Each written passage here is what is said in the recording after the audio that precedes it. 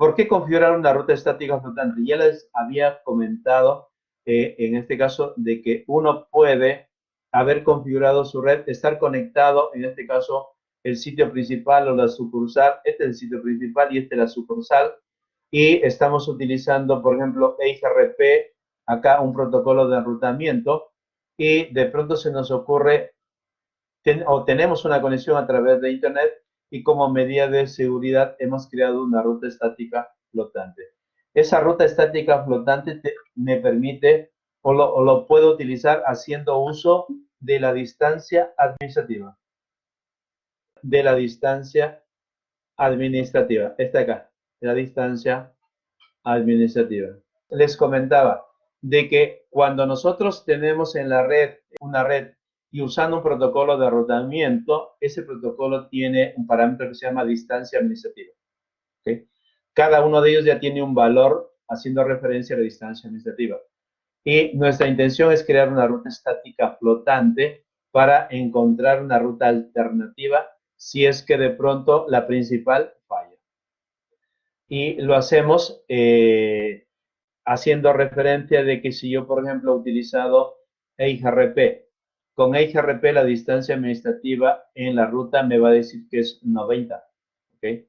Y si yo creo una ruta estática, y manualmente le cambio la distancia administrativa y le pongo 100, obviamente el router dice yo uso la mejor ruta y esa mejor ruta es esta. ¿Y qué pasa si el EIGRP se cae este de acá? En ese momento, como lo tenía de backup, inmediatamente se activa eso y todos los paquetes van por la otra ruta, usando la ruta estática flotante. ¿Y eso cómo se hace, cómo se configura? Ahí lo vemos. Lo vamos a hacer de la siguiente manera. ¿Okay? En esta topología sencilla, hemos creado en el router R1 dos rutas estáticas por defecto, hiperroute 4040, 172.16.2.2. Entonces, observen, en el router R1 se ha creado dos rutas por defecto y vemos que una de ellas tiene 172.16.2.2 que me va a permitir ir por acá. Este es el camino que va a seguir la primera. Digamos, este me lleva a través de R2. A través de R2. O sea, para ir los paquetes lo sé a través de R2. Mientras que esta otra ruta por defecto dice que su dirección de salto es 10.10.2. O sea, 10.10 está acá, el 2. O sea, esto es a través de R3. De R3. Veo además algo extraño que no había escrito en ningún momento en una ruta estática, el hiperroute 4040, la dirección IP, ahí terminaba, pero acá le he puesto un numerito. Y lo hemos resaltado que ese numerito. ¿Y qué cosa es el numerito 5? La distancia administrativa. ¿Ok? Y si le he puesto la distancia administrativa ahí a propósito, esta ruta, su distancia administrativa es 5. Y la otra, la primera, que no le he puesto ningún número, ¿qué distancia administrativa tiene? Bueno, su valor por defecto es 1.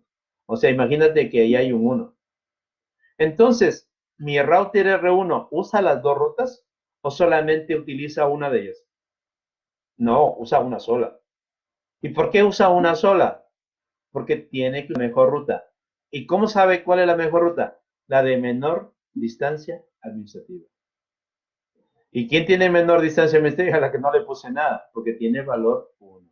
O sea que, si yo hago un tracer, ¿por dónde van a ir los paquetes? Desde R1 va a R2, R3, y si es que obviamente van dirigidos para este lado, ¿no? Entonces, si dirigimos hacia este router, a esta interfaz, tracerroute 192.168.2.1, desde el router R1, vemos que salta a la 172.16.2.2, viene para acá, y luego vendrá para este, ¿ok? Obviamente llegará a esa dirección. ¿Producto de qué? De esta ruta. Pero, ¿qué pasa si se cae este enlace? Si se cae el enlace, ya esta ruta por defecto no sirve. No es válida, porque no tiene acceso a esa dirección IP. Y al no ser válida, inmediatamente, ya como no tiene con quién comparar y queda sola esta, inmediatamente aparece esta ruta. O sea que si yo abro este enlace, ¿por dónde van los paquetes ahora cuando haga un tracer o un pin de R1 a PC3? Directamente a través de R3. Utilizará este camino. Usará la segunda ruta. Esta ruta, o sea, esa ruta estática flotante va a funcionar solamente cuando la principal deja de funcionar por algún motivo. Y en el caso de IPv6 también ocurre lo mismo. Sí, acá estamos haciendo un ejemplo similar, pero veo que acá le han puesto un número 5. ¿Qué es ese número 5? Porque en este IPv6 le han puesto, ¿qué es esto? ¿Qué es ese número? La distancia administrativa. ¿Ok? Y acá en esta topología, los paquetes cuando lo enviamos a PC3, cuando lo enviamos desde R1 a PC3, ¿a dónde va? ¿A R2 o a R3? Cuando cuando hacemos un pin de R1 a PC3, ¿el paquete sale por R2 o directamente R3 y PC3? Por R2. Porque esta ruta por defecto, lo manda a la 4.2. O sea, le dice, estamos usando esta y lo envía hacia R2. Hacia R2, efectivamente. Ajá, perfecto, perfecto. Y ya para terminar, casi estamos en el tiempo correcto. Casi para terminar, los IOs de los switches de los routers, la versión 15, las últimas versiones, en su tabla de rotamiento tenemos una ruta C, donde vemos la dirección de red, pero le acompaña una ruta L. Y si miran a esa ruta L, identifica solamente a un host. Este es un /32. Esta ruta L identifica solamente a un host. ¿Okay? Y la otra C, eso identifica a un grupo, a una red o a una subred, ¿no? En IPv6 también, sí, también IPv6, la C identificará un grupo, acá un /64, un montón de direcciones, una red. Sin embargo, también aparece una L, pero este es un /128. Eso es solamente a un host. ¿Y quién es ese host? El propio router. O sea, con los IOs de la versión 15, se ha agregado a la tabla de rotamiento una ruta para poder ubicarlo inmediatamente o más rápido al propio router. Y aprovechando esa idea, también hay situaciones en que en las redes, algunos de los hosts, como por ejemplo los servidores de autenticaciones, son muy frecuentados cada vez que queremos ingresar al correo, cada vez que queremos ingresar al NetAccount, siempre nos piden usuario y password y eso significa que va a un servidor de autenticación. Si nosotros vamos a usar con frecuencia ese servidor, sería interesante que en la tabla de rotamiento haya una ruta que lo ubique rápidamente. Eso significa que yo he creado una ruta de host. Y esa ruta de host, ¿qué de especial tiene? Identificará solamente a la dirección de ese servidor. No poniendo su dirección de red en la 27, sino /32, para que identifique solamente, en este caso, a esa dirección. Y si fuese la dirección IP en IPv6 del servidor, pondrías la dirección IP, pero con /128. Darías un IP-ROM con la dirección IP y la máscara de la 128, indicando en este caso la IP o la interfaz de salida, ¿no? Así es. ¿Para qué? Para tratar a estos servidores ubicarlo rápidamente. No que estén esas direcciones dentro de una dirección de red, sino y hay una ruta y lo ubique rápidamente, Por último, en esta topología que estamos viendo, desde este router R1 queremos hacer ping a esta interfaz. ¿Ok? A la interfaz 192.168.2.1. Lo estamos intentando y vemos que no hay ping. Efectivamente, no hay posibilidad de hacer ping. Si tenemos problemas, sería interesante. Ya hemos probado con entidad y no hay.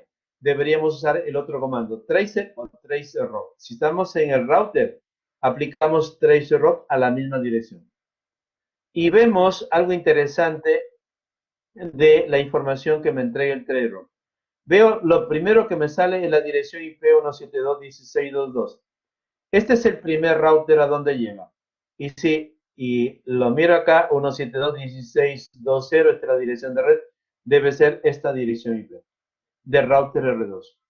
Y luego veo que regresa al 172.16.2.1, pero ahora 172 sigue acá. Eso significa que ha saltado acá. Y luego veo otra vez la 172.16.2.2 y luego la 2.1. En ese momento me doy cuenta que cuando quise conectarme a esta interfaz, este router R1 lo envió a router R2 apuntando a esta interfase y este router R2 lo regresó a router R1 enviando esta interfaz. Obviamente nunca va a poder, ya, se ha quedado en loop. Y esto lo podemos rescatar gracias a este comando en tracer. Cuando vamos a mirar al router R2 a ver por qué de pronto lo está devolviendo al router R1, nos encontramos que su ruta estática efectivamente dice que para irnos a esta red, a la 2.0, debemos saltar a la IP 172.16.2.1. O sea, le está diciendo salta al R1 y eso es incorrecto. ¿Y qué hago? Bueno, lo primero que tendrías que ver primero un show running para ubicar cómo ha sido escrito esa ruta. Ya lo tienes ahí. Esta es la ruta que has hecho mal, que está mal configurada. Entonces debes eliminarla. ¿Y cómo lo elimino? Escribe igualito, hiperrock completo, y le pones no al inicio. Ajá. No, y todo lo demás. Y listo, le doy enter y desapareció. Y ahora escribo hiperrock 192.168.2.0, la máscara, y le doy la IP de router R3. Le aplico la IP, ahora sí, 192.168.1, ya estoy de este lado. O sea, le digo, salta acá.